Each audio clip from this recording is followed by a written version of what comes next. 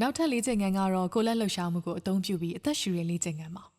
စိတ်ဖိစီးမှုခံစားရတဲ့အခါမှာကြွက်သားတွေကတင်းမာလာတတ်ပါတယ်။အဲ့ဒီအတွက်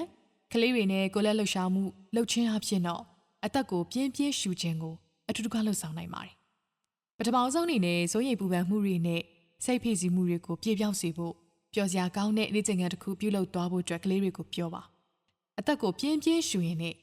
လက်တစ်ဖက်နဲ့လက်သီးစုပ်နည်းကိုကလေးကိုပြပေးပါလက်ထဲကဖိစီးမှုကိုခံစားရလားခံစားရရဲ့လားဒီလိုတွေမေးပြီးတော့